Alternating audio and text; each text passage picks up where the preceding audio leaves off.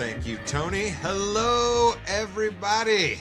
Welcome to another episode of the Morgan You Know podcast. My name is Rod Morgan. I will serve as the host. We are a conversation show about sports and sports entertainment. And right now, the sport we have chosen is basketball. My co-host, my producer, my partner in crime here at the Morgan You Know will lead us on the basketball discussion soon. His name is Jimmy Jamriska. Jimmy, hello. Hello, Rod. Hey, it's the NBA draft. It's one of the best nights of the year. Can't wait to talk about it. We will be talking about it soon enough. A man who has seen way more NBA drafts than all of us is our voice of the fan, the old man down there in Bloomington, Chris King. Hello.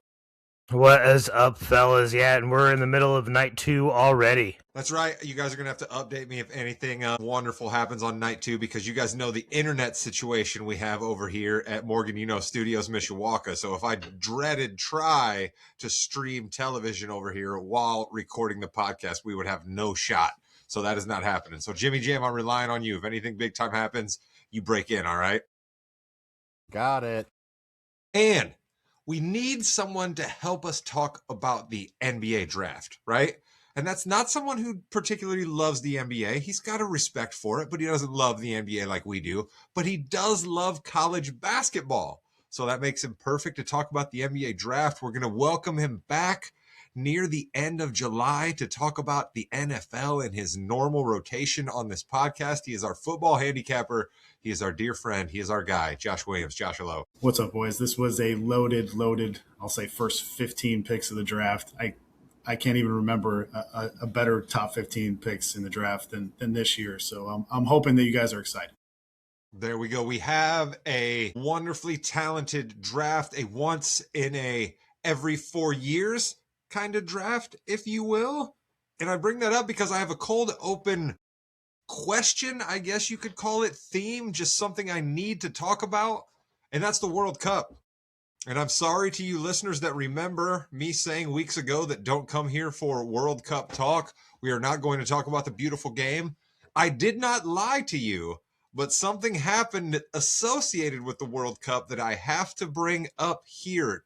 Gentlemen, did you ever think you would live to see the day that something caused the entire city of Boston to be drank dry?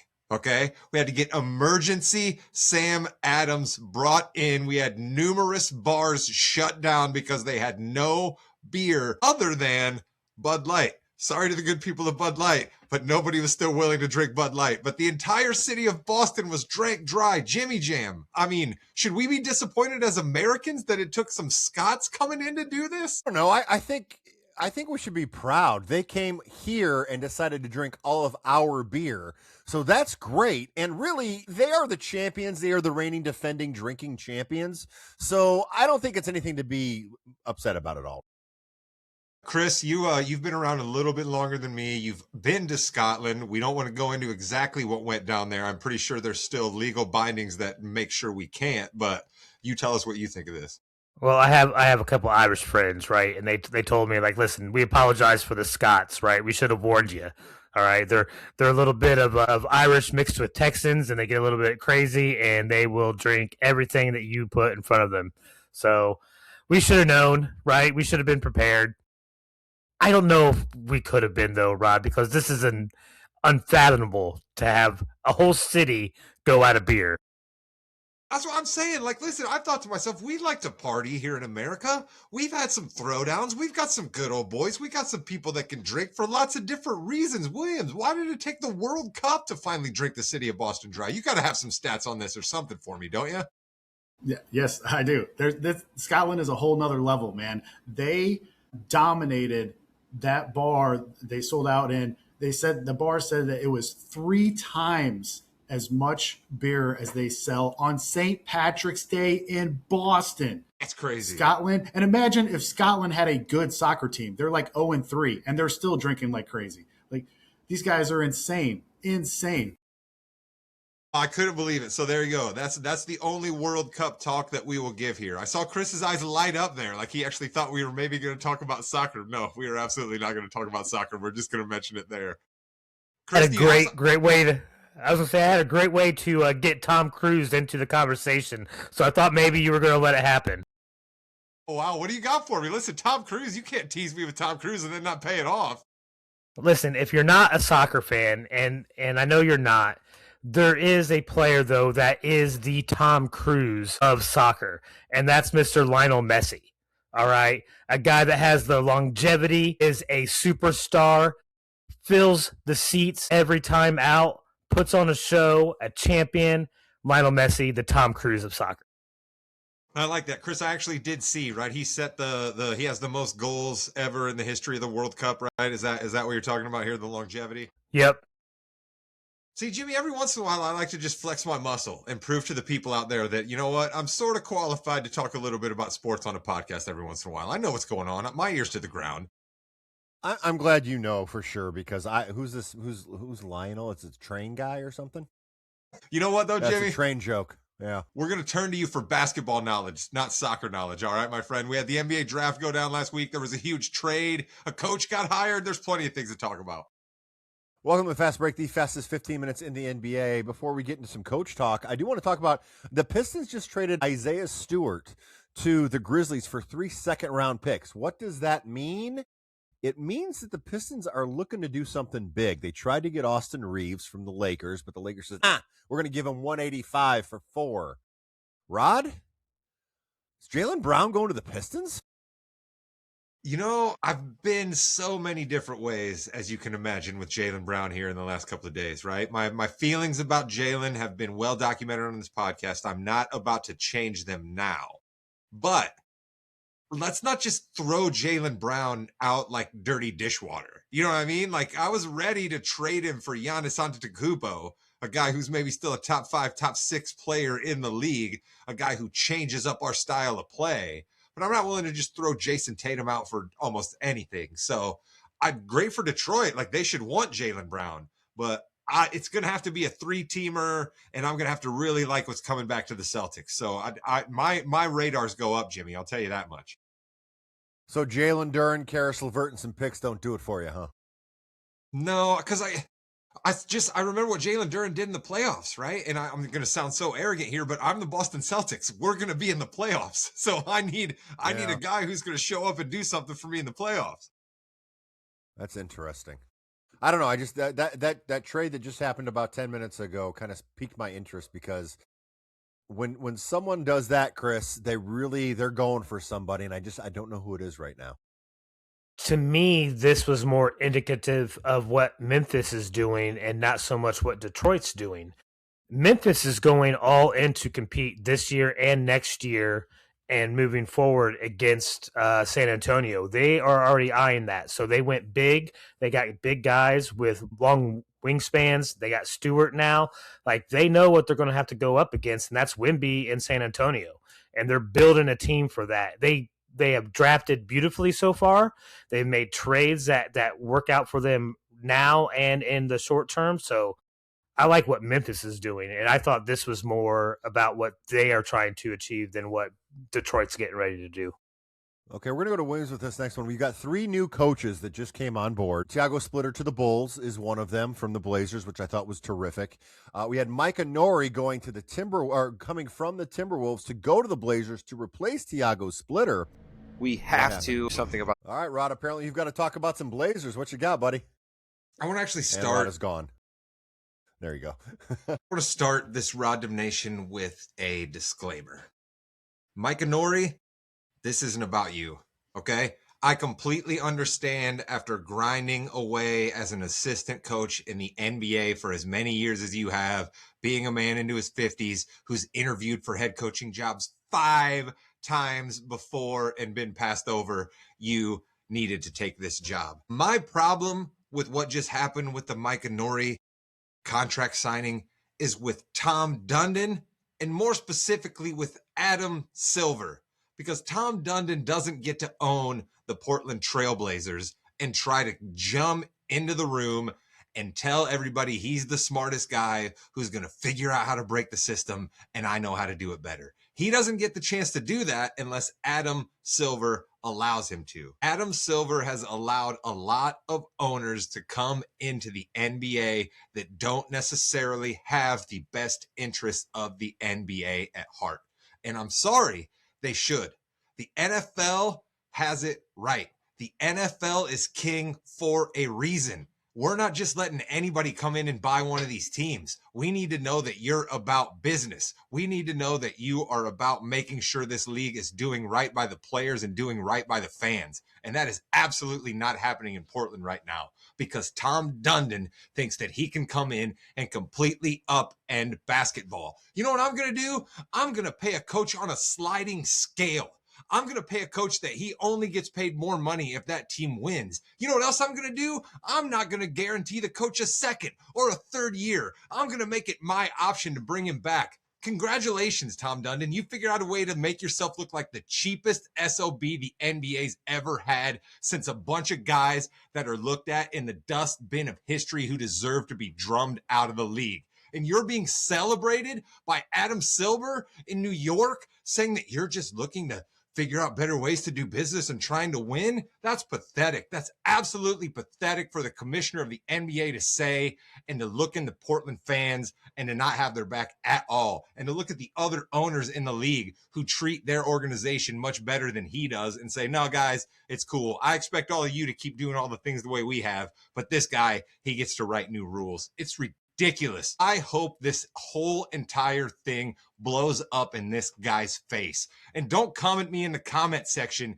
and tell me it's worked out for him in the NHL. Congratulations, NBA. Do you want to start functioning like the fourth most important professional sports league in America? One that doesn't really matter in huge parts of this country? Is that how you want to start operating? Because I don't think it is. This is terrible. And I hope Portland fans stop going. I hope the Portland players look at this coach and they say, why should we listen to anything this guy has to say? Our owner doesn't even believe in him. This thing should absolutely blow up. It's sickening and disgusting. Tell us how you really feel, Rod. I got to say, though, Adam Silver has done hardly anything right this past year. He's made mistake after mistake after mistake. I think also he hasn't really done what we needed him to do with the aspiration thing. And there's been a lot of just small things that have added up. Officiating in the playoffs versus officiating during the regular season. But we'll get into that later because we've got a couple big things to talk about. We're going to bring Williams in because Dusty May is the new coach of the Mavericks. Now, this does not happen very often when a national championship coach, basically done with recruiting, moves to the NBA. Williams, do you think Dusty May is going to be a good NBA coach, or is this just the prelude to him coaching Indiana in about 4 to 5 years? There's definitely some speculation on that. You know, we've lost so many good coaches in the college rank because of the NIL and just because they just don't want to deal with the fundraisers. You know, Roy Williams, Coach K, Tony Bennett, Jay Wright, you know, Bruce Pearl, Jim Larinaga, now Dusty May. And Dusty May is a fantastic coach. He took Florida Atlantic to the Final Four and then took Michigan to the national championship. And then he got the Mavs job and then took one of the Michigan players to come along with him. So I expect nothing but it may not be this first year, but he's got the demeanor and he's got just fantastic play calls, and he's going to be an NBA star, I think. Chris, what are your thoughts? You're a big Dusty May guy. It's really tough. Like, if he succeeded in college, which makes me think he's built for it. But if he's not and he doesn't enjoy it, maybe he will be able to succeed in the NBA. I think you're going to be under a lot larger restriction in the NBA and trying to build a team than what you can do in college now with the way NIL works. I mean, you can really go out and get the guys that you want. And if you want them bad enough, you'll pay them enough, right? So you have multiple options in college to get that money and that funding. You don't have to rely on just one single owner, or in the Mavs case, maybe a group of owners to get extra money. I don't know. I hope he succeeds. Dallas needs it. But I'm not going to hold my breath because it's hard to go from college to the pros. A lot of people failed. Well, but a lot of coaches fail in general, Rod. So I don't think that putting that much pressure on Dusty May is fair, because the lifespan of an NBA coach is like 2.5, 3 years anyway. Listen, Dusty May is going to have enough problem on his hands trying to figure out a way to coach Kyrie Irving. All right. Kyrie Irving has changed in an awful lot of ways, but I'd imagine Kyrie Irving is still an extremely difficult guy to coach. And he's extremely different than anything Dusty May has coached so far. So, hey, you're jumping right into the deep end, my guy. Figure out how to deal with Kyrie Irving, and maybe you will make it as an NBA coach. All right, let's talk some NBA draft. I know we'll talk about Giannis here eventually, I'm sure, as well. But let's talk some NBA draft. That's why we brought Williams on. I'm going to take a stance here. I am so glad that Darren Peterson went to the Utah Jazz. Because if he would have gone anywhere else, it would have been guaranteed a disaster. If he went to the Wizards, it would have been a Kwame Brown pick all over again for some reason. If he went to the Grizzlies, are you kidding me? With the Grizzlies, with their injury reports, it would have been over before it started. So, Williams, I'm really glad the Jazz and Danny Ainge saw something in Darren Peterson and they took it. Yes, and I understand why Debanza went first. I'm in the minority. I would have took Peterson over Debanza. I just want playoff buckets, and I think Peterson gets those easier than Debanza. I know Debanza will be a better rebounder. He'll be a better defender. But just like I was on the text thread, the December 24, I said, I'm going to take Dylan Harper over Cooper Flagg. And I know Cooper Flagg is a better defender. He's a better rebounder. He's better assist man. Dylan Harper is a bucket getter. And that's similar to what Darren Peterson did. And every single time Darren Peterson and AJ Debanza were on the floor together, Darren Peterson outplayed him. So I think he's going to be able to take the ball to the bucket a lot more. And hopefully all the cramping stuff will be gone. If that doesn't happen again, we won't ever bring it up again. So I understand why people bring it up, and they're probably going to still bring it up until he gets over it. But I know I'm in the minority, but I'm stating right now I would rather have Peterson than Debanza. Okay, so Rod, apparently just because Dylan Harper's a good player, Williams was right and should have been picked over Cooper Flagg. That's 100% no problem there. I understand. I'm in the minority on that too. I'm not saying that I picked him. Would you still have picked him over Cooper Flagg right now? Yeah, because I want playoff buckets. Did you not watch the NBA Finals? Yeah, no, he's fantastic. Don't get me wrong, but Cooper Flagg a little bit better. Not gonna lie. I'm just saying, I value playoff buckets. I value a guy who's not afraid. And the 4 chances that Cooper Flagg had in college to get the final shot, he failed miserably every single time. Now, I'm not saying Cooper Flagg's not a good player. He's an outstanding player. I just value playoff buckets over everything. And I would take Harper. All right, we're going to move on. I'm not going to lie, Chris. I did not have me and Williams arguing over a player or two on my bucket list. That was not me. I have someone else that we will argue with, but let's wait a second on that, Chris. It was now anybody's bingo card. I don't think I've ever seen you and Williams argue about anything except for maybe the future of the Bears. Well, that is true. Chris, what was one of your favorite picks in the first round here? I know this is going to sound like I'm on this kick, but I think it was Boozer to the Grizzlies. He was my favorite of all this talent that was coming out in this draft. I think he has some of the highest basketball IQ out of anybody in this draft. I think he's an immediate, if not starting on this team, probably coming in early on the second unit. So I think this guy comes right in, helps your team. I know maybe he's smaller for a 4 in this league, but the guy can do everything. He can dribble, he can pass, he can shoot, he can defend. This was the best pick as far as I'm concerned. So, Williams, we're going to go back to you here real quick because you're our so-called expert, even though you would have taken Peterson over Debanza. I'm just joking. Boozer, I saw him play one playoff game, okay, or two in the playoffs. I wasn't really enamored with him at all. Where are you on Boozer? He's going to be a solid pro. I would have taken Caleb Wilson over him because he's a higher ceiling. But I get why Memphis took him, because Memphis has all kinds of PR problems right now, and they can't move Morant. And so I think you have to take Boozer. Boozer is the safest. He's got the highest floor out of anybody, and he's got a pretty decent ceiling. But in this draft, with so many high ceiling guys, I would have took a swing at one of the high ceiling guys. So I think, and I know Rod's head is going to explode right now, but I would have took Acuff over Boozer also. So that's just me. You would have taken Darius Acuff, the guard out of Arkansas, over Cameron Boozer. So you think he would have been a better fit in Memphis than Boozer. Rod, we know that your Darius Acuff Jr. love is well documented on the Morgan You Know podcast. Do you think it helps or hurts him that he got drafted by the Kings? And I know where you're going with this, but tell me the Kings factor in this. It's perfect. It's absolutely perfect, isn't it? I mean, the Kings think they have their savior. Everyone thinks Darius Acuff's going to go to Sacramento and save the day. Like, come on.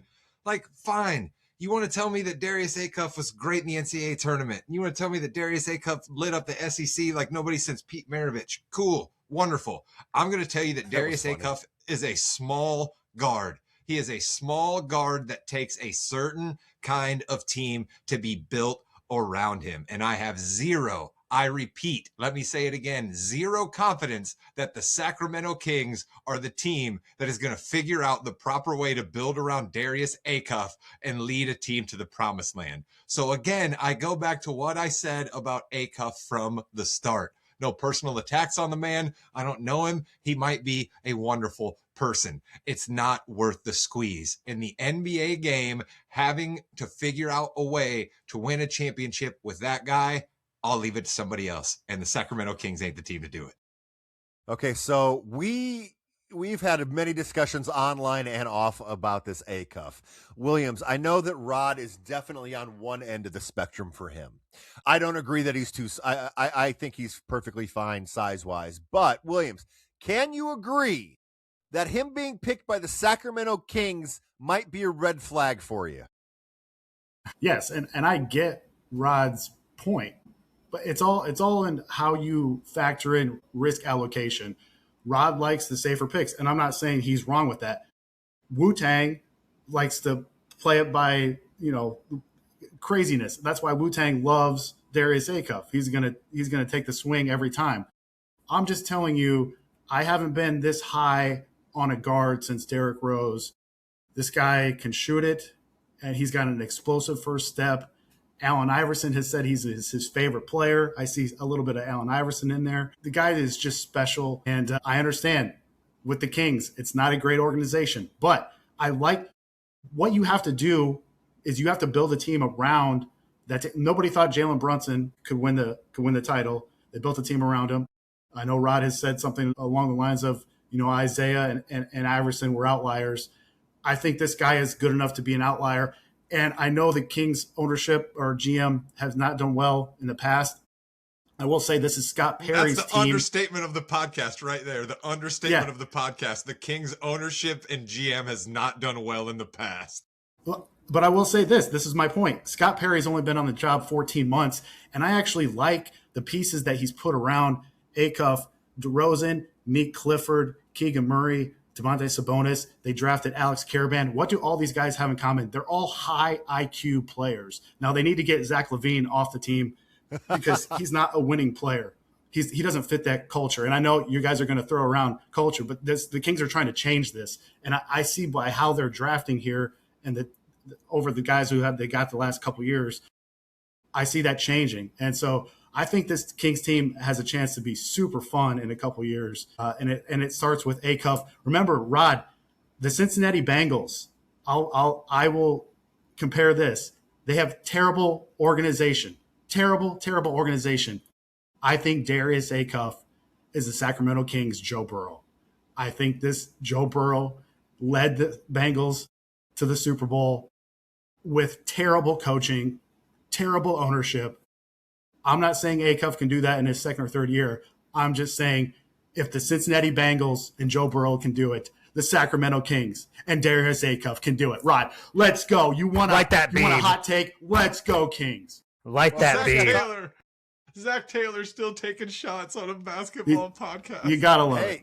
He's the longest reigning coach in that division. Chris, you are one of the big Sacramento Kings fans that I know, mostly because there's not that many of them, right? You have seen literally every single point guard, including Pete Maravich, which, by the way, that graphic was hilarious because their assists per game were fine, but Maravich was like 44 points a game. Calm down, everybody. Do you think Acuff has a shot in Sacramento? Yes, because contrary to what Rod believes, Sacramento is one place that we have seen be successful with a smaller guard. We saw them way back in the day with White Chocolate and Jason Williams. We've seen them with Fox getting to the playoffs. So we've seen this happen in Sacramento. So that doesn't scare me at all. Like the beam.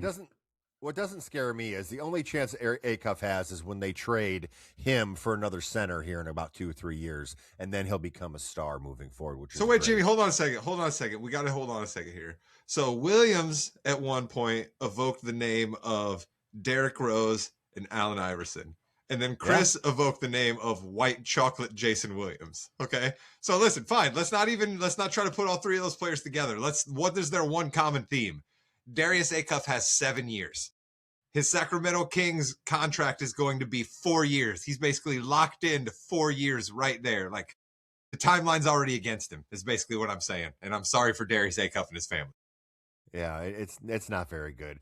Mr. Williams, what other big takeaways did you have from the first round?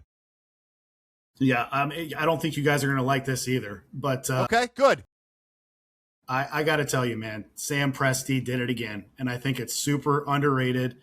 Mara and Sturtz are such high-level IQ guys. They fit this team perfectly. Mara is another big to defend Wemby. He's 7'3". You guys will be impressed with how well he passes the ball. He's from Spain. And with Jalen Williams' injury in the playoffs, the Thunder lacked dependable scoring off the bench.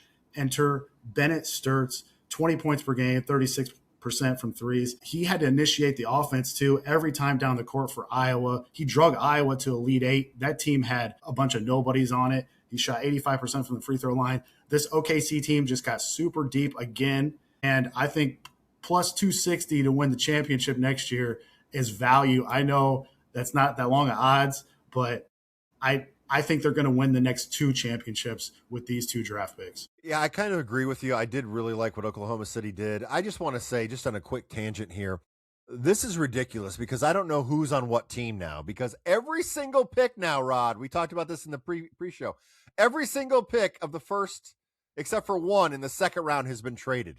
Every pick has been traded. Pacers got a pick now.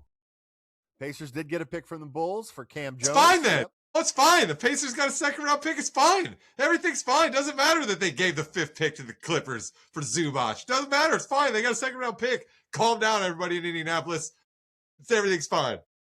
God, so, wow. Williams, because the picks by the Thunder really do indicate that I think a Lou Dort's going to get moved. Maybe a Hartenstein gets moved, although that's been kind of gone back and forth a little bit. He might stay.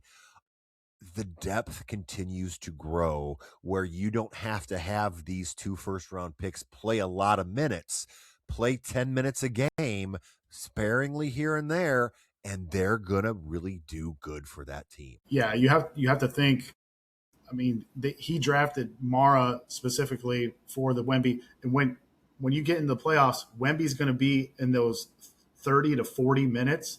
And when he's at 30 to 40 minutes, that's when Mara is going to be at 10 to 20 minutes. He's going to be more fresh. And you guys will be impressed by how he finishes at the rim too. He's got a very, very quick tip on the fast breaks. This guy is super high IQ. The whole theme of this draft is the super high IQ players. That's why I think this draft is so special.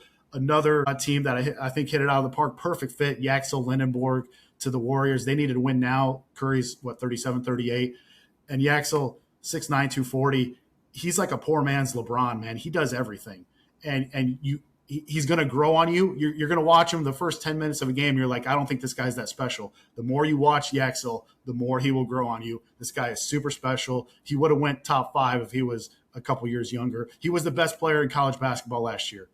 I'm sorry. Wow. If you put him and Boozer one-on-one, he's the best. He was the best player in college basketball last year. I don't know anything about what Williams just said there, but I'm going to agree with him here. The stupid living room set that ESPN had to bring over the families, which is absolutely ridiculous content. Leave that shit for ABC and the people that want to watch that there. I don't need it on ESPN. But the only person that I thought seemed genuine and had personality and was somebody I was interested in was Yaxel Lindenborg. All right. When he's there, he's genuine. He's laughing. He's jovial. His mom's there. You can see he's moved by all of it. Like, I'm so out on the robots who like know the answer they're supposed to give and barely want to look at the interviewer and barely look at the camera. And I'm so out on that. And this guy was not that. So let's go. Rod, he's a fantastic teammate. Steph Curry and Steve Kerr are going to love this guy. Love this guy. Well, let's hope Draymond Green doesn't get his hands on him too much. Yeah. Maybe if Draymond calls him, he needs to be like, oh, no, Draymond, I can't, man, my back's hurting. I can't come out and meet you this day. No, just keep putting him off. It's funny, apparently Yaxel said that when he played 2K, he always hated Steph Curry. That was like the first thing he said, so I think that's kind of fun. Chris, you're a loose cannon. Any other loose cannons or any other good picks that you thought were made here in the first round? No, I thought teams made smarter picks than what we're accustomed to. I really didn't see too many reaches. Like we've discussed it. We all had favorites. We all think some people are better than others. I don't think there was really bad choices to make, especially in those top 10 picks, especially. Rod, we hear all the time about this is the best draft since this time. This is it. This is the best quarterback draft we've ever had, to go back to football. Do you actually think this draft is going to live up to the hype? I love that you just asked me that question, Jimmy. You and I were so simpatico somehow. We didn't even talk about this, but I was literally saying to the Mrs. Morgan, who loves it when I have to throw my sports takes off onto her. But, I got to have a sounding board sometime, right? And I was telling her about how when we get down to brass tacks, 6 to 8 of these guys maybe are going to matter, right? When we get down to brass tacks, 6 to 8 of these guys are going to matter, right? Even if you try to look back in history of maybe the greatest draft, right, that we look back on, okay, you get some fringe rotation guys and you get a couple of guys that pop for a year or two, but 6 to 8 dudes matter. But when you watch the draft, I mean, we're glowing about every single guy that comes up there on the stage. Like, this guy's long, lean, athletic. This guy can really pass. This guy can shoot it. Like, well, if that was true, why the hell did he just get drafted at 23rd? You know what I mean? So we got to calm down a little bit, right? We got to remember that this is now a television spectacle. They used to put both rounds of the draft together on one night and we would just blow through the whole thing, right? They've now blown it out to 2 nights. They need people to watch it. And the best way to get people to watch it is to try to hype up every single guy, try to create all of this. Oh, this is the best, every single guy. Oh my God, all these dudes are probably not. Let's all calm down. So, Williams, you have brought some big names in your comparisons. Derrick Rose. I heard a LeBron James. You do think that this draft is going to live up to the hype? Yeah, with certain picks, I do love this draft. I'll give you one more comparison that I don't think anybody saw coming, or I've heard from anybody. I didn't think this guy was going to last till 22. He was in one of the mocks. He was going 22, and he ended up not going 22. So you still don't know who I'm talking about yet. But does anyone remember? Okay, we'll take it back here. A 6'3", 190-pound guard in the mid-1980s from McNeese State. He played low to the ground, super elite, basketball IQ. I'll leave that hanging for 30 seconds here. He was the 18th pick in the mid-80s. Now, I'll fast forward to a 6'2", 185-pound guard, went to Stanford, so you know he's smart, disruptor defensively, he knows how to get to his spot on offense. Who does that remind you of? It reminds me of the 1989 NBA Finals MVP, Joe Dumars. And wouldn't you know it, the Detroit Pistons took Ibeka Okori. And I swear to God, I had this comp before they traded him to Detroit. I almost didn't want them to trade to Detroit because now you guys are thinking of cherry picking this comp. I swear to God, I had this comp before. It's so ironic to me that Okori is going to end up playing alongside Cunningham in Detroit. I think this is the steal of the draft. Okori is going to be fantastic. That Joe Dumars, Rod, another all-time great NBA player. Front office is... Yeah, that's the joke I was going to make. I was like, do you think that guy has 2 cell phones like Joe Dumars? The famous Joe Dumars with the 2 cell phones when he was making the moves with the Pistons. And, great. This guy he was supposed to go to Harvard, right? So I mean, Williams, like you could have dropped that nugget in there when you're talking about how smart this guy is. I mean, he was supposed to go to Harvard, and then all of a sudden he was like, I'll go to Stanford, which has a little bit better athletic tradition. You know what I mean? So good for this kid, man. Like Detroit needs something, but I don't know if Jaylen Brown comes to town like Jimmy's forecasting, it might be difficult for this guy to get shots. So Williams, you've been really positive about this draft. Before we get into the Giannis trade, let's talk about a pick or two maybe that you thought was a reach or you didn't really see the fit. I mean, the Giannis trade before, I was pro Milwaukee with everything they got, but I'm down on Milwaukee with their 2 picks. Burries is fine at 10, but if you would have told me that Milwaukee had the 10th and 13th pick and they didn't end up with any Michigan players or a Corey, I would have said that's a huge fail right there. And I know Nate Ament was flying up the draft board. I don't see it, man. He was soft at Tennessee. I know he's got length, but I don't know. I don't like the picks for Milwaukee. Also, the Clippers, taking Keenan Wagler over Acuff is absolutely ridiculous. Wagler had, even if you don't like Acuff, Wagler's one game he was super impressive. It was like a 46-point game against Purdue. Purdue goes Dude, over that's like Jay Billis saw Moses part the Red Seas. Like Jay Billis talks about that game all the time. Like it's the most amazing thing that's ever occurred in the history of man. Okay, so it was a good game, but Purdue doesn't have the guard foot speed, and they were going over every single one of the high picks. And Oscar Clough protecting the rim he's not a good rim protector for Purdue. So he was laying it up. My guy, Oscar Clough. Yeah.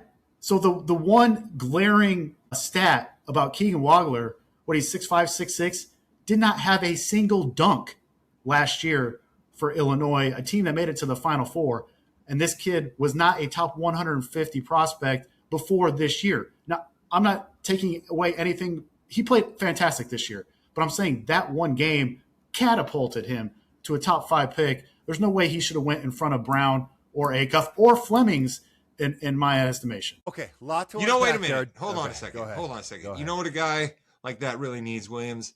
He really needs another guy who everybody said wasn't going to amount to much, wasn't going to be a great shooter. And this guy is a real charismatic team leader. He's a real vocal guy. He's a real, hey, come learn from me. I'm all about being everybody's friend. And that guy's Kawhi Leonard. Wagler's going to learn from a guy like Kawhi Leonard, who's just the greatest team leader in the world, right? Who just is a real vet, let me take you under your wing kind of guy. But the player that you just described is exactly what Kawhi Leonard was. And look what Kawhi Leonard turned out to be. Why are you down on the Wagler kid? I liked him as well. I thought he had personality. Personality goes a long way. Yeah, he's nowhere near the defensive player of Kawhi. And I don't know if his temperament is suitable for LA also. I mean, I don't know. I don't like the pick. Hey, the megapolis that is Champaign, Illinois, buddy. You watch yourself there, okay? It puts LA to shame. Chris King, as a huge IU fan, I'm pretty sure you are familiar with Braden Smith from Purdue. He was just traded to Indiana for Cam Jones. Let's get your thoughts on Cam Jones. Thoughts on him at all? And Braden Smith going to the Pacers. Listen, I understand why you end up with players from universities other than IU on the Pacers. That doesn't mean I have to enjoy it.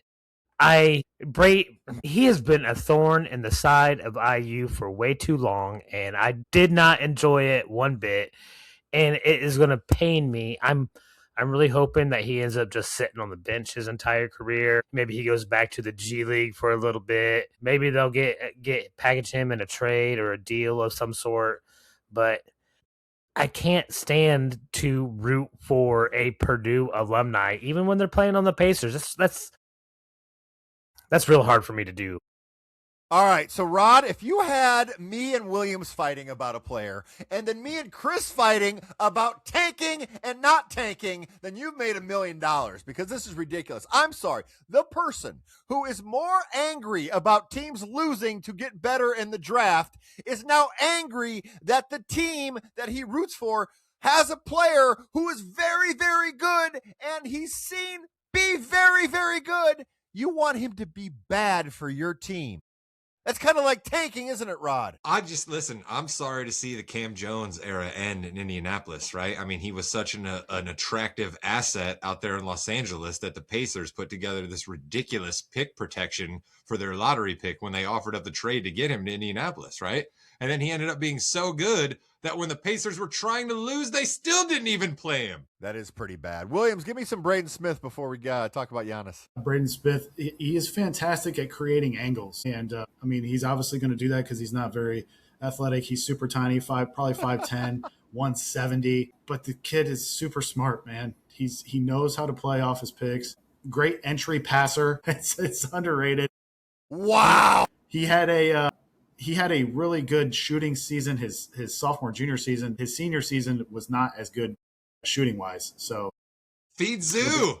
Listen to Williams. He's saying feed Zoo. The Pacers gave up all that stuff to get Zubac in town. Williams is like, feed him. Let's go. Old school. Zadrunas Ilgauskas type shit coming out of the Pacers. Well, Rada's on fire as well. All right, so we had the Bucks trading Giannis Antetokounmpo and Bobby Portis to the Heat for Tyler Hero, Khalil Ware, Jaime Jaquez Jr., Kasparas Yakashonis, and 3 first-round picks. You know, if you looked at this 2 years ago, you'd say, wow, that's it. If you look at this 1 year ago, you'd say, wow, that's it. If you look at this right now, Rod, don't you kind of say, wow, that's it? Listen, I don't want to go too long on this because we've all had too many fights here, and the Giannis trade happened a little while ago, and I want to get to some wrestling. But I'll just say this. The troubling part about this trade for me is it falls in with so many trades that we see these days, and they would fall in a category I would call GM saving his job, right? John Horst basically can now go to the owner and say, well, I got these picks, right? These picks that are coming up 3 years from now. Like, you got to give me a chance to see what these picks are going to do, right? And what do you want me to do with this? I mean, I got all these guys. I got to try to see if I can move these guys. I got flexibility. I got things to do.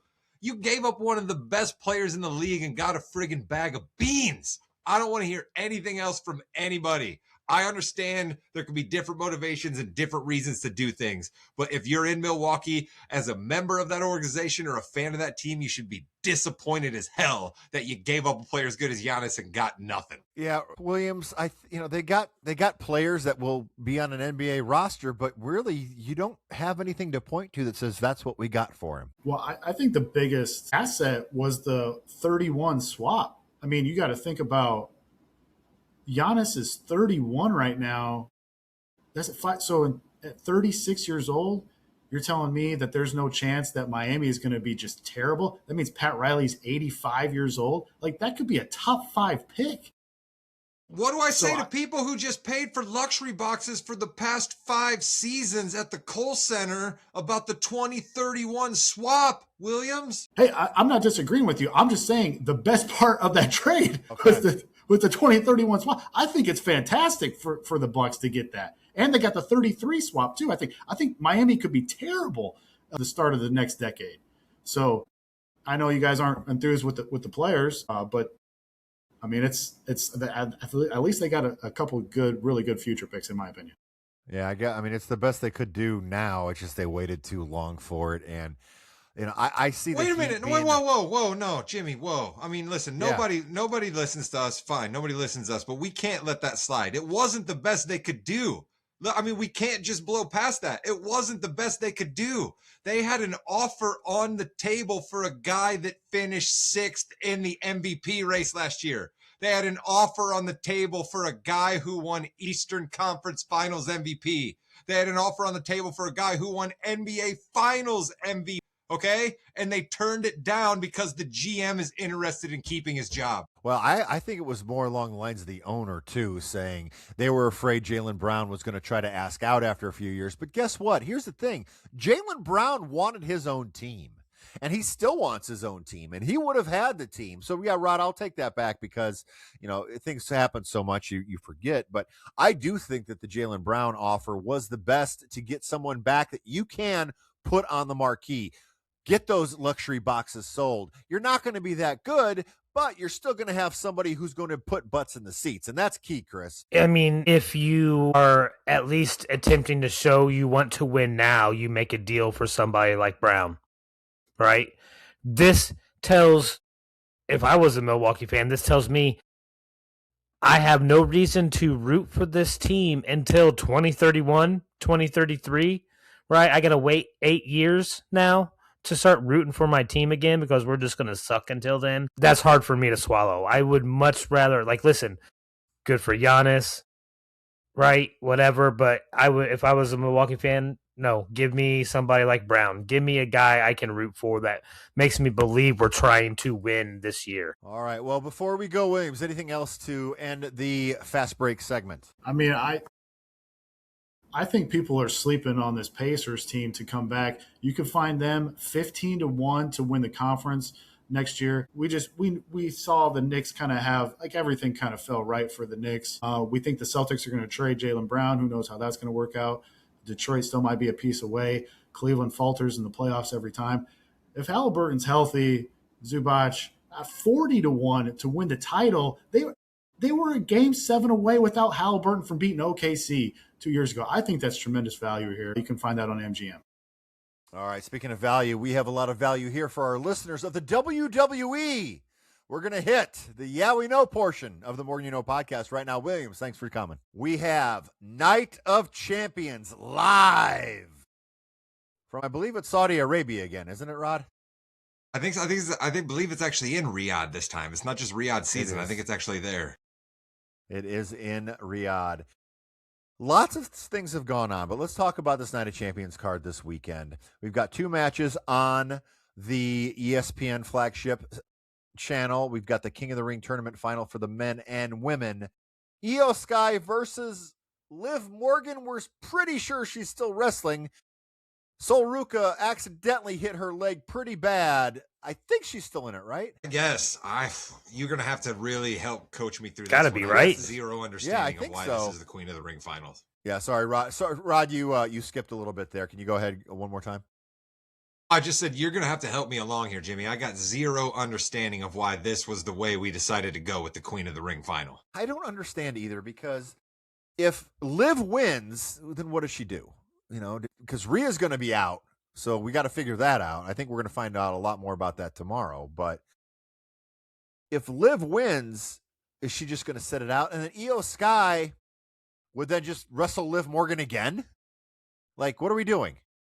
And then you just spent all this time trying to rebuild Io Sky, and now she's just going to lose to Liv Morgan so Liv Morgan can break up the Judgment Day or win another belt. Like, I just don't see the payoff of Liv having another belt, and you can break up the Judgment Day without having to have Io Sky, who you just rehabilitated, taking a loss here. And then I also don't understand what we did to Charlotte Flair. Like, I really don't get that match at all either. And I know I'm a Charlotte fan, and you're going to be able to come at me and say I'm biased here, but I really don't understand why it had to go down the way it did. I agree completely. I thought Charlotte Flair was in the running to win Queen of the Ring, just to kind of get her singles run a little bit more there. Chris, do you have any explanation for what's going on here? I mean, you're the booker. Talk to me. If this is what I'm booking this to get Io another push, and that's the only thing I can see. We did have a very successful year run with her holding a belt. I think we could do that again. We were complaining about how they weren't treating her strong enough, making her the kid's sidekick almost to Rhea. This gets her pushed more to the top. And we know that we have seen good matches with her and Liv in the past. Let's do it again just so we can get Io back up in line for a belt. Yeah, but there's no way Io wins this. I'm picking Liv Morgan. I'm picking not Io Sky for sure, Rod. Yeah, I agree. I think that we're probably going to see Liv in the match. I think, you know what I mean? There's just, you never know how these things go, especially after the Seth Rollins of it all. And I feel bad because that's my guy, but especially after the Seth Rollins of it all, after the Cody Rhodes of it all, we thought he wasn't going to fight in that Hell in a Cell match. And then he got out there and his whole friggin' side was red. You know what I mean? So, like, you just never know what these guys are going to do for a match like this in a PLE, but I definitely do not see Io Sky winning this. I agree with everything Chris said. That would be cool if that's what we booked, but I don't think that's where we're going. And there are cracks in the Judgment Day. We've seen it every week. All right. There's going to be something that happens. And whether it's Roxanne or Raquel coming out to try to help and screwing up or getting blamed for something going wrong, I can see that happening just as easily. Yeah, poor JD McDonough. You know, the whole concussion storyline, wrestling with it, I don't know if I like that. Yeah, I did think that to myself too, Jimmy. I had that thought. I was like, okay, I'm laughing a little bit, but like, is this really what we want to do? And the best part of it was before he even got the concussion is when Danhausen goes, "Who are you again?" That was the best part of it. That was pretty good. We also have Oba Femi versus Jey Uso. The winner earns a world championship match at SummerSlam. Well, it looks like Jey Uso is going to win a championship match at SummerSlam, right, Rod? Yeah, I shout out to our guy, the Crippler, who I saw. We had one viewer a little earlier that probably was the Crippler. He tends to check in at one point. So shout out to him. He talks about Zilla Fatu all the time. So I see one of two scenarios. Zilla Fatu shows up somehow and finally does announce his presence in the bloodline, or it's Lesnar setting up SummerSlam. I mean, it's got to be Lesnar, right? There's no way that they're just going to blow Obafemi's world title shot at SummerSlam, right, Chris? Yeah, we have seen Jay with a belt.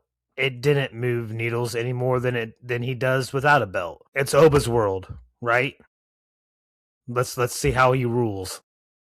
Yeah, I think Oba's going to lose this one. Jey Uso's going to move on. But who's he going to wrestle though? For the Jay? belt? That's the question. Yeah.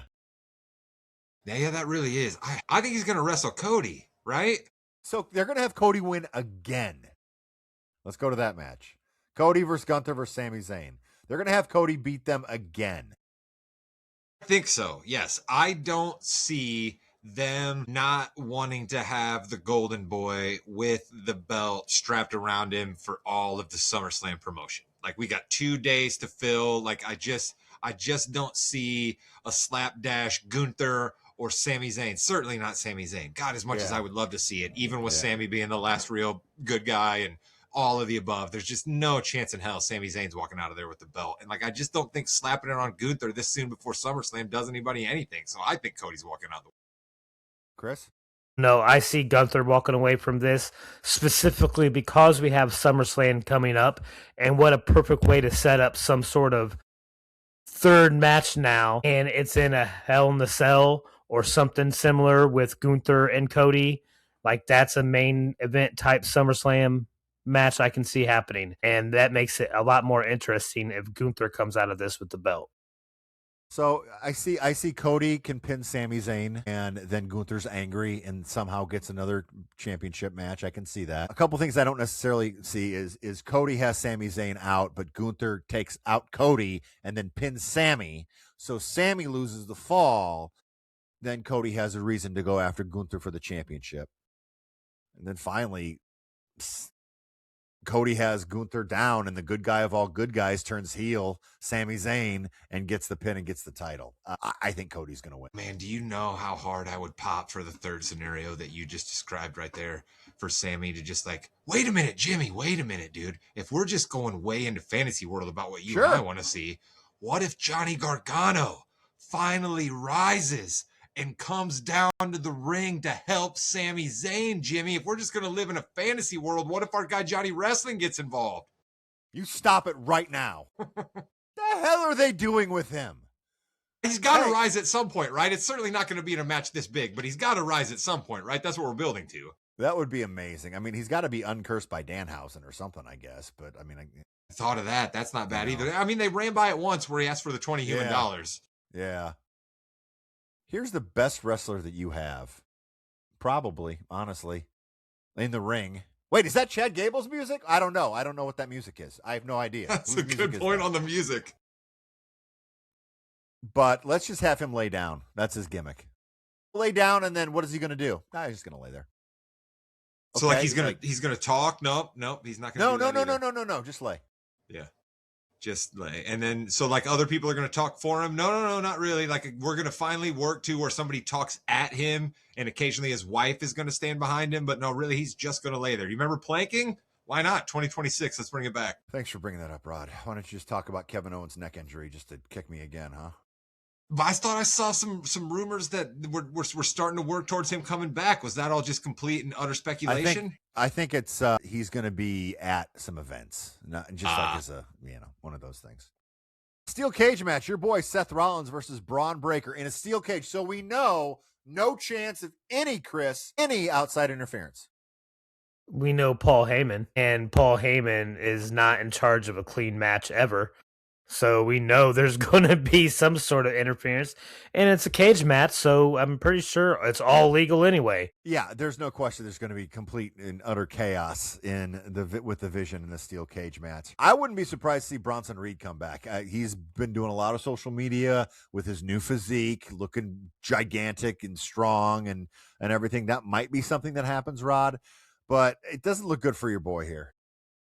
See, I hate that, in my heart of hearts, I want to be a true podcaster here. You know that I want to be a true podcaster when it comes to wrestling. So I'm going to agree with you. But you also know that it friggin' pains me every time that I have to talk about these matches where I believe that Seth is going to go down. But like, I say this an awful lot, and I think you get a little bit annoyed with this because it's a little too nebulous, but Seth's essentially a made man. You know what I mean? Like, he can do no wrong in the WWE. You know what I mean? So, like, the only thing that actually is good for business is if you keep building Bronson Reed, right? Like, we're not ending the Vision now. We'd all love to see the Vision get ended. God, did I love it when the Street Profits, shout out to them, got some revenge over the Vision, and my boy Seth helped out. I love that, absolutely. But for business, you got to keep building Braun. You got to make Seth and Braun still have a feud, you know what I mean? So you can set up another match for them that harkens back to this when you need it, a microwave feud, another one of my popular phrases here, Jimmy. There's no good that comes from Seth winning. And we're going to see the Street Profits bring the smoke during this match because they're going to come out and try to protect them against the Vision. We may see your boy Rod Joe Hendry come out because Logan Paul will be there. It may bring out then where it is Bronson Reed making his debut and ended up foiling Rollins from being able to win the match he should deserve to win. I'm picking Rollins, though. Of course you are, because you love Rollins and you hate the Vision. So that's why you're picking him. I love that. I do love that. Yeah, Street Profits with a great win. I did see that a tag team broke up, and I was like, uh-oh, is that the Street Profits? No. It's Bayley and Lyra Valkyria broken up, so they're going to start a feud. Hey, as long as it gets those two on some TV time and get some matches, I'm all for it. I love watching both of them wrestler. Bayley's one of my all-time favorites. Lyra's one of my new favorites. So I think they made the right pivot. I think they made the right pivot there, right? Because it looked like we were going to try to turn Bayley heel. We had the split personality thing that they were trying to hone in on that for a while. It didn't really work. And then Lyra as the, hey, I'm the babyface underdog. People didn't really buy it. So I was for it. I mean, I saw it coming a mile away, but I was still for it. Speaking of the women's division, we have a United States Championship match because why not? Tiffany Stratton is the United States Champion. Did you know that? And she is going against Jade Cargill, who has earned this championship match. Listen, I'm a fan of Jade Cargill to a certain extent. I'm not really a big fan of Tiffany Stratton, so this doesn't have my undivided attention, but I don't see how Jade Cargill winning does anything for anybody here, Chris. I don't either, because unless you're trying to build up this faction that she has now, but I don't know. I'm getting to the point, and I guess I've been there for a while, where I feel like certain wrestlers on both the men and women's side keep getting forced down my throat a little bit too much, and I think Jade's starting to be one of these. And I get it, she's a physical specimen, but her matches aren't as fun or exciting as what they should be for someone with her strength and size and athleticism. And to Rod's point that he said over and over and over again, she's not great on the mic either.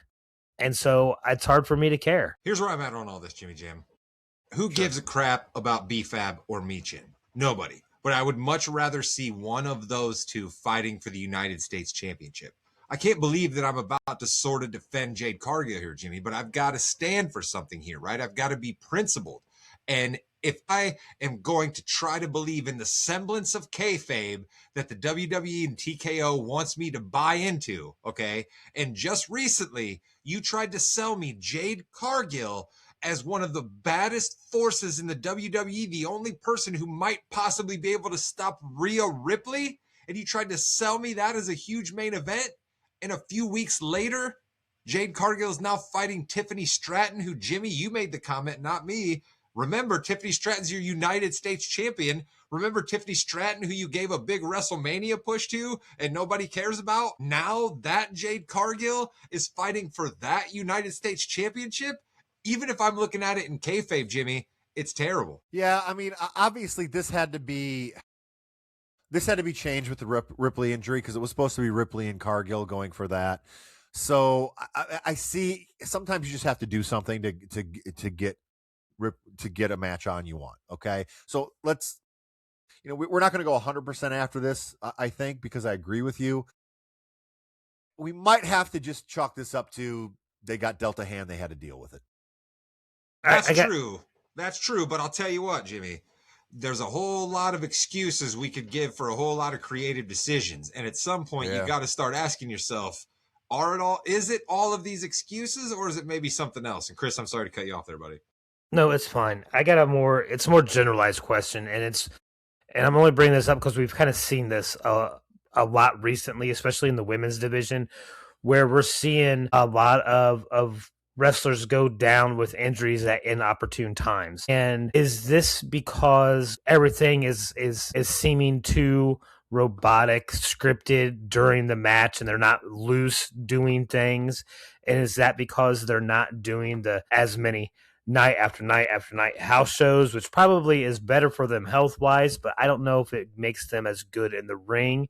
And if they're stiffer in the ring, that could lead to these more injuries. I mean, I think your question brought up all the problems. It really did. I mean, you have to be able to be comfortable in the ring, and only to be comfortable in the ring, you have to wrestle, but you just can't wrestle, at the performance center. You have to wrestle in front of people. Well, the more times you wrestle in front of people, the more bumps you take, and the more time your body might go out. Okay. I just think, there's injuries in wrestling all the time. You have AEW, who they have a lot less scripted matches as far as like, you're doing this move, this move, this move, this move, this move. They do a lot of on the fly calling in the ring. Okay. They have injuries too. So I don't think it's the scripted part. It's just, I do think it has to do with reps. But again, Rod, the more reps you get, the more chances you have to get hurt. For sure. But right? Again, there's always different sides to the coin, right? You're going to have some people that will argue credibly to you that you need to build the body up, right? So there's no doubt that reps increase your chance for injury, but at the same time, some reps and some bumps are going to just build up and make that muscle fiber the way that it needs to be. You know what I mean? Like, that's the reason that if you watch that great Undertaker documentary that the W produced all these years ago, and quite frankly, one of the better documentaries they ever did, because the WWE usually likes to pat themselves on the back so much they don't tell a true story, and I felt like you got to see a little bit of the Undertaker in that. But the thing I remember most is how they would show him basically like 9 months, right? Like 9 months before the match that he was planning to fight at WrestleMania, he had to start working up to it, right? Because he had to take some bumps, and he's just falling back, he's going into the ropes. And you talk about it, Jimmy, it's not only they're not good at the moves, but I think they're not conditioning their bodies to take the falls. Okay. Great question, Chris. Really love it. Let's go to you on this one. The last match of the Night of Champions. We have Trick Williams, United States champion, versus Ricky Saints, the number one contender. We got some new blood here. Chris, what do you think? So I don't know much about Ricky Saints, but I've only seen him the last few weeks, really. Right. And hey, in the ring, I'm pretty impressed. I'm not going to lie, but give me Trick in this. All right. I love what Trick does. I love the whole attitude. I don't care who's coming out with him. He is a show in and of himself every time he comes out to the ring to wrestle or pull a promo. Yeah, you're right. I mean, Trick Williams is just a skyrocket right now, and he needs to be someone who's got a really big match at Mania next year. And Rod, I think he's just going to continue with the winning streak here. We are here to build stars, okay? We want to mint Hulks. We want to mint Macho Mans, Stone Colds, Rocks, Triple H's. That's what we're here to do, okay? Chris, I love that you shouted out Ricky Saints, because I think he's got some potential. It ain't Ricky Saints' time right now. It's Trick Williams' time. Those lemon pepper steppers need to keep stepping all the way to the top, because this man's charisma oozes out of his feathered coats. All right? Trick Williams has to win this. Now, of course, Trick Williams has to win that. That's going to be Night of Champions moving forward there. Whew, we have been on for a little over an hour here. We had so much to talk about with the NBA and wrestling. We're going to give wrestling a little bit more love next week. What else we have on tap for next week, Rod? Well, we will probably, hopefully, have some NBA moves. So we're definitely going to focus more on wrestling, but I'm sure we will have some NBA moves to catch up on. Jaylen Brown might be on the move. A few other big moves might be out there. We'll probably touch on Journey to Rodtober, because we've gotten a little NBA-centric here the last couple weeks, so we'll probably touch on some baseball. And I know that there is a fun 90s sitcom episode that will be due for the people right around July 4th. And believe it or not, look at your calendar. July 4th is just around the corner. And with that, you've been listening to the More You Know podcast. Like, comment, and subscribe. Goodbye, Internet. What do we think cost all the money in that basket that Danhausen cost, right? Well, I mean, what was that? Some sort of like weird electricity thermometer? Like, what was it? How did that thing cost $100,000? I mean, you get into some high-end technology, like the stuff that you really see in a lab, like spectrometers, things like that. You're looking at $40,000 pieces of equipment that aren't bigger than a shoebox. That's true. Do you think we got a cross the stream situation? Like, is that what happens when somebody touches it? I mean, the dude looks like he's trying to build a Frankenstein to clone. So who knows what kind of electricity and things that he needs to do this type of research. There would never be any cloning device in WE. That's jumping the shark a little bit there, Chris. We wouldn't see Thank it. you, Chris. Chris got that. Halfway through his gym, he was joking. I'm really glad I recorded that part.